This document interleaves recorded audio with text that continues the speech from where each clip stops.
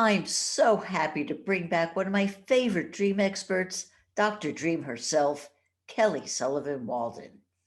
Kelly has been helping people awaken to the power of dreams for over 2 decades, and she's written so many books on dreams, I've lost count, including the best selling I Had the Strangest Dream and It's All in Your Dreams.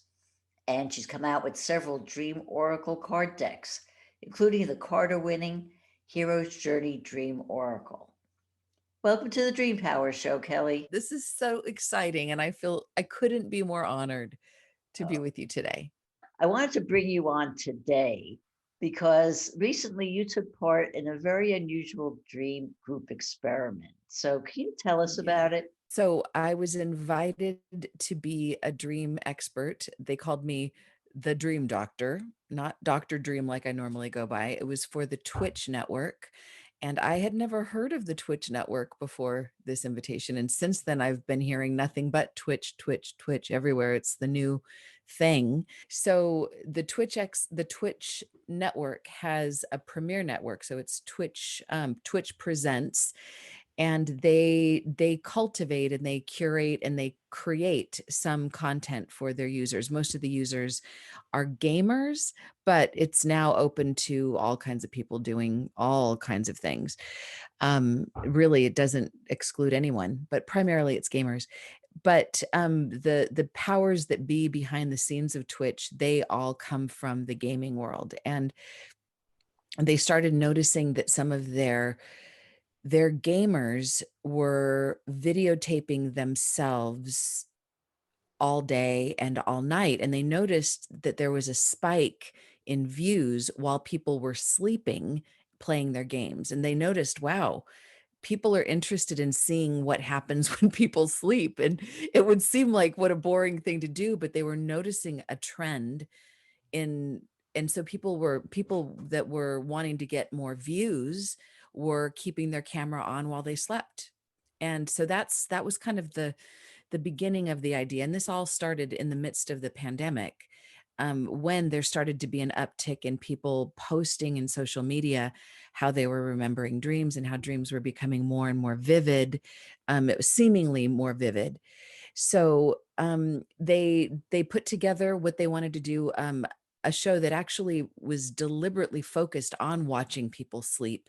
And while watching people sleep, let's also find out what they're dreaming about. And while we're doing that, let's put them in an experimental space where we can actually control the environment. And then, so it became this really big thing, this sleep and dream experiment that took place physically in England, in London, so that the people here, because we have opposite sleep schedules, people here in the US could be watching people sleep over there while they're So, awake. they were doing the experiment. So, what was your part in it? So my part was to be the dream doctor on that was a part of the experiment and observing the experiment. Picture a white room with a bed and a person sleeping, and every once in a while they would start to experiment with sight, sound, with smells. So they would pump in the scent of strawberries, and they would notice the time, and they would see if the dreamer was reacting. And we were trying to see if we could influence somebody's dream by what kind of odors are in the room. And sometimes the odor, they would pump in the scent of rotten eggs. They And then they would change the colors, like different lights. They would have it be a bright red, bright orange, bright purple, to see if those colors in the room would affect sleep and dreams. And then they started to put in sounds, like the sounds of a cat, the sounds of traffic, and then very bizarre disco, like random sounds of like the city. And then they started to get really crazy, and they started to bring in from intermittently people dressed up in very strange costumes, like dressed up like a horse, dressed up like like, oh god, what were some of, just, I mean, like an alien. They had hazmat suits because it's COVID. They had to be covered up anyway to be in close proximity.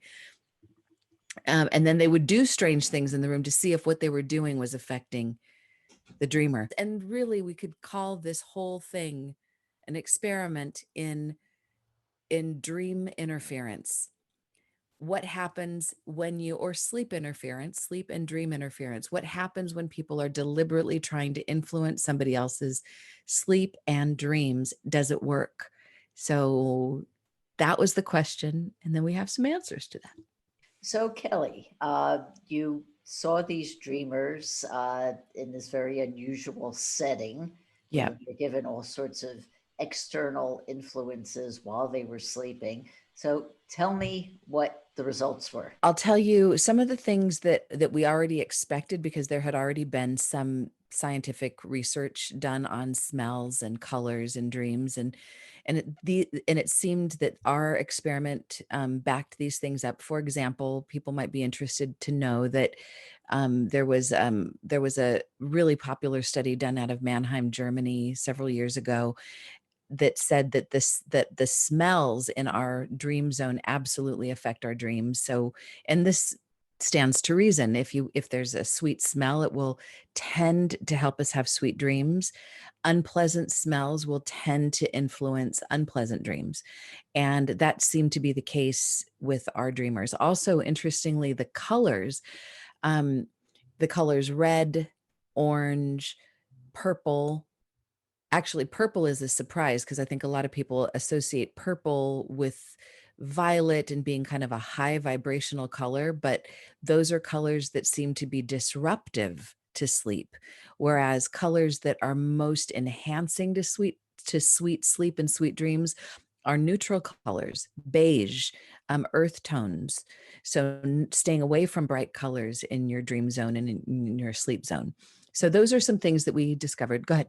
Yeah, no, I was going to say that, I could understand smells being something that could affect you because, you can breathe, you're breathing while you're sleeping, but then when you're sleeping, your eyes are closed. So how do Correct. colors affect? Right. So we're talking about the moments like when you do open your eyes, you might see whatever visually is in your sleep zone. As we learned in Dream Life Coach training with Marie Diamond, are the visuals around us absolutely affect our sleep and affect our dreams, and only because of those moments when our eyes are awake, when we do see, because sometimes we will wake up and take a look, and whatever the last thing we look at as we're sleeping will have an impact.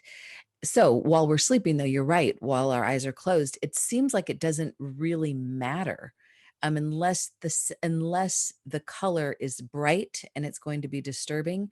Because as a takeaway for your viewers and your listeners, the most ideal dream state and sleep state is very womb like, very dark, as much as possible, having the curtains that block out all the sunlight. That tends to be most conducive, and sounds that are consistent and not jarring.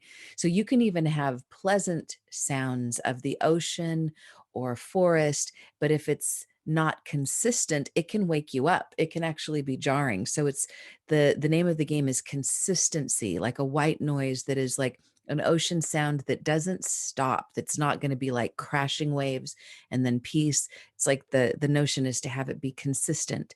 So we noticed in this sleep experiment with sounds that were jarring, you could see, and you could see the spike in their heart rate every time the sound changed. Whether it was a consistent city sound and all of a sudden quiet, that would trigger something. So consistency is the key to a good night's sleep and to sweet dreams. One more thing that is kind of common knowledge before going in. There was research done on people hearing noises as they slept, and especially hearing different names. So for example, while you're sleeping, so I could read out of a name book thousands of names to you, Debbie, while you sleep. And the only names that you'll tend to remember or tend to dream about will be your own name, your kid's name, or your husband's name. That's about it. Most of the other names, I'm going to be whispering them all in your ear as you sleep, but most of them will just kind of go into the slush pile, like not necessary. But all of a sudden you hear your own name or your dog's name or your kid's name or your husband's name, all of a sudden you're alert, and those you will tend to dream about those things. So similarly, this is what happened in our sleep and dream study. There was um dreamer Dreamer 2, subject 002. She had been, as it turned out later, really, really missing being out in Piccadilly Circus with her friends. That was where she would go on the weekends and during the weeknights with her friends, and she'd been missing that. So she dreamt in the midst of our dream experiment there was a point where we blared in the sounds of the city. During that time, she dreamt about being at Piccadilly Circus and being and having a really pleasant dream about being with her friends and being out. So the sounds related to what she already was thinking about, what she was already feeling. So it seemed to trigger what was already kind of stirred up in her. It didn't provoke something different, too different. So this brings up a couple different things. Yeah. There are most of what we sort for when we're awake or asleep is an affirmation of what we already know, is is a continuation of the storyline that we're already living. So that is the majority of our dream content, no matter how we're influenced, is going to keep us inside the story that we're already telling ourselves. So tell me about the conclusion you want to tell me about. Okay, so this has really nothing to do with this experiment, although it kind of lends itself to this. So I interviewed someone not that long ago who actually worked for NASA and who is a very intuitive dreamer and um, at a very high level. And if you've ever seen the movie Men Who Stare at Goats, he was one of the characters that movie was based on. So somebody who uses their psychic abilities to help on a governmental level.